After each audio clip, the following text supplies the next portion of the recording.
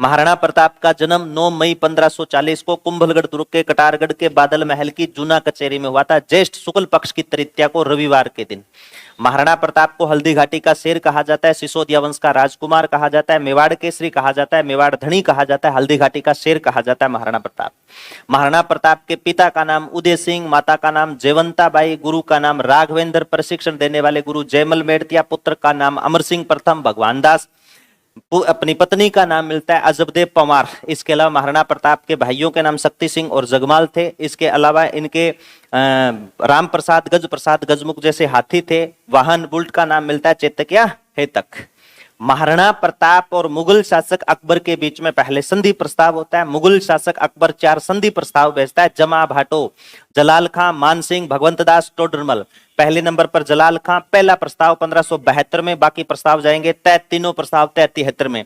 1572 में जलाल खां कोरची को भेजा गया। उसके बाद जून 1573 में मुगल शासक अकबर ने मिर्जा राजा मान सिंह भगवंत दास के पुत्र को भेजा। वहां पर अमर सिंह प्रथम मिलता है, उनके बीच में बहस होती है। वहां पर महाराणा प्रताप कहते हैं कि हम आमेर के कछवा वंश के झंडे के नीचे लड़ने के लिए तैयार हैं। कभी खानवा युद्ध के अंदर आपके पूर्वजों ने हमारा सहयोग किया था, हमारे झंडे के आए थे लड़ने के लिए, बात नहीं बनी। तब महाराणा प्रताप ने एक बात में इशारा करते हुए चलता क्या मान सिंह को कि हम सिसोदिया वंशीय राजपूत लोग आमेर के कछवा वंश की तरह अपनी बेटी और रोटी के टुकड़े नहीं करते। मान सिंह आपसे समान यहां से जा सकते हो। मान सिंह तिलमिलाया, तिलमिला करके अकबर के पास में गया और अकबर से जाकर के कहा कि आपने मुझे सीधी तलवार देकर के भेजा, अगर टेढ़ी तलवार देकर के भेजते तो इस युद्ध में सर कलम करके प्रताप का मैं आपके कदमों में ले आता।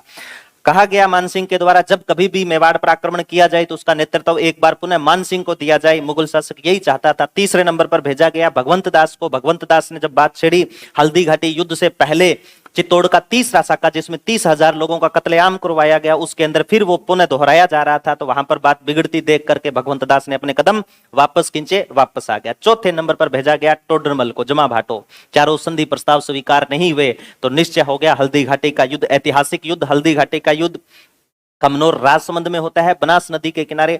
हल्दी घाटी युद्ध 18 जून 1576 को हुआ। हल्दी घाटी युद्ध कवि राजा अपने गोपीनाथ शर्मा के अनुसार, हिंदी साहित्यकारों के अनुसार 21 जून 1576 को हुआ।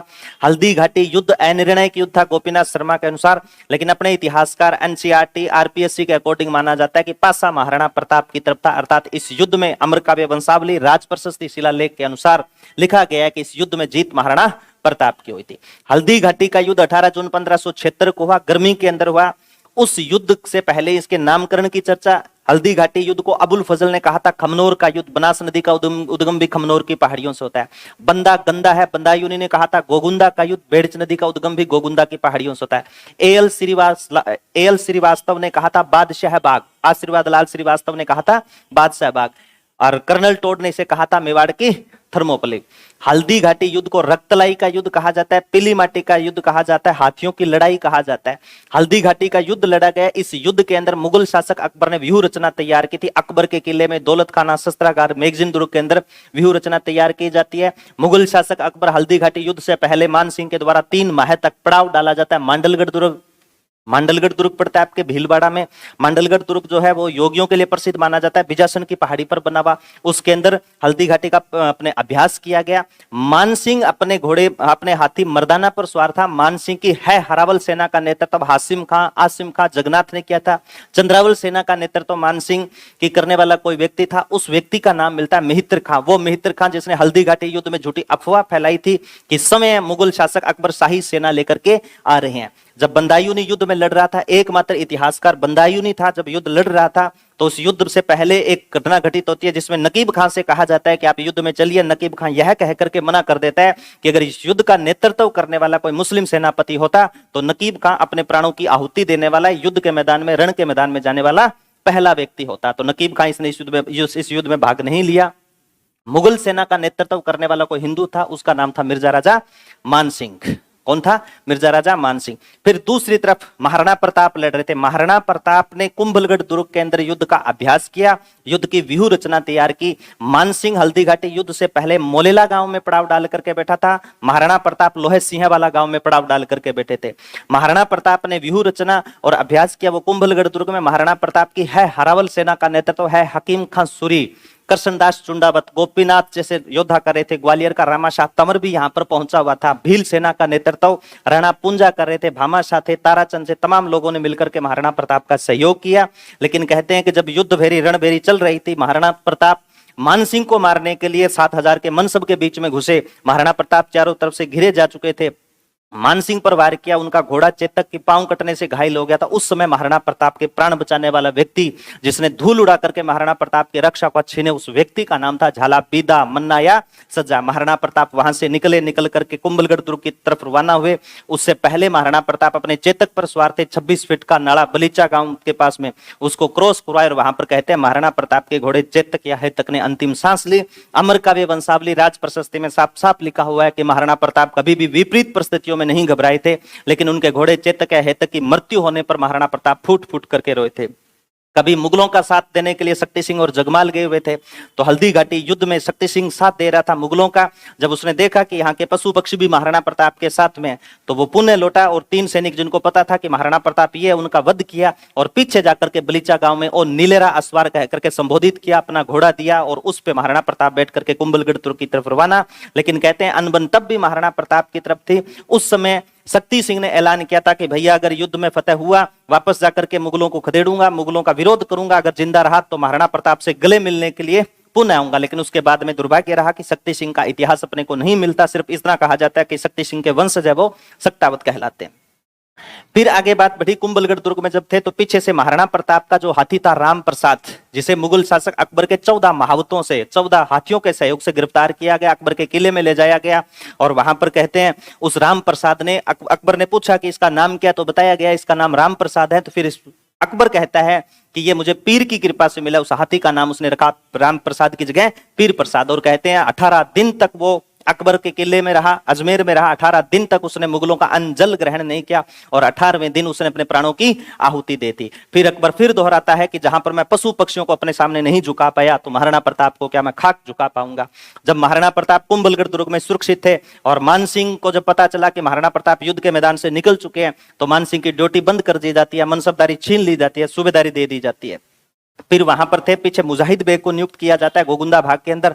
आगे जब चले महाराणा प्रताप कुंभलगढ़, तो मुगल शासक अकबर को सूचना मिली और मुगल शासक अकबर ने 3 बार शहबाज खान को भेजा। चौथी बार अब्दुल रहीम खान खाना को भेजा, 3 बार शहबाज खान को भेजा। मुगलों के द्वारा यह एकमात्र दुर्ग कुंभलगढ़ दुर्ग जो एक बार फतेह हुआ था, वो मुगलों ने फतेह किया था, जिसका नाम था शहबाज खान, मुगलों का सेनापति।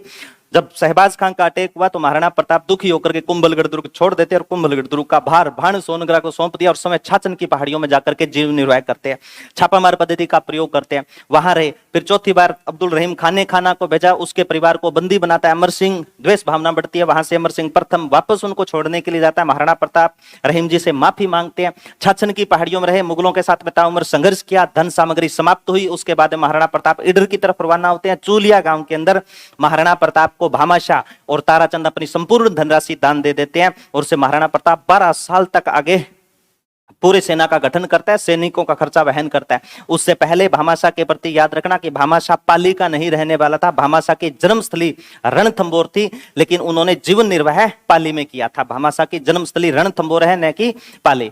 फिर याद रखना कि भामाशाह और ताराचंद ने जब धनराशि दी तो भामाशाह को प्रधानमंत्री का पद दिया जाता है। भामाशाह को प्रधानमंत्री का पद दिया गया, आजबदेव पवार ने सामूहिक भोजन बनवाया और उस समय महाराणा प्रताप के द्वारा की गई प्रतिज्ञा कि जब तक मैं मुगलों को बाहर नहीं खदेड़ दूंगा तब तक अन्न जल ग्रहण नहीं करूंगा और कभी न भी आलीशान बिस्तरों पर सोऊंगा, सोने चांदी के बर्तनों में भोजन नहीं करूंगा। गड़िया लोहार जाति भीलों के सहयोग से साथ में रह करके महाराणा प्रताप उनके साथ में भोजन किया करते थे। आज भी गड़िया लोहार जाति कहते हैं घर बना करके जीवन निर्वाह करते, घर बना करके जीवन निर्वाह नहीं करती, वो अपने आप को स्वयं वंशज मानती है महाराणा प्रताप का, गड़िया लोहार जाति। फिर महाराणा प्रताप ने 4 ठिकाने बनाए, दिवेर, देसुरी, देवल और देबारी, जिसमें प्रमुख ठिकाना था दिवेर ठिकाना। दिवेर को देबारी दर्रा का युद्ध भी कहा जाता है। 15 अक्टूबर 1582 को युद्ध लड़ा गया। इसके अंदर सुल्तान खान का वध करने वाला महाराणा प्रताप का वीर पुरुष जिसका नाम था अमर सिंह प्रथम, घोड़े से ही चीर दिया था उसको। उस युद्ध के अंदर मुगलों के 36 चौकियों पर कब्जा कर लिया। इतिहासकारों ने कहा कि महाराणा प्रताप की विजयों का श्री गणेश है, महाराणा प्रताप की जीत का श्री गणेश माना जाता है दिवेर का युद्ध।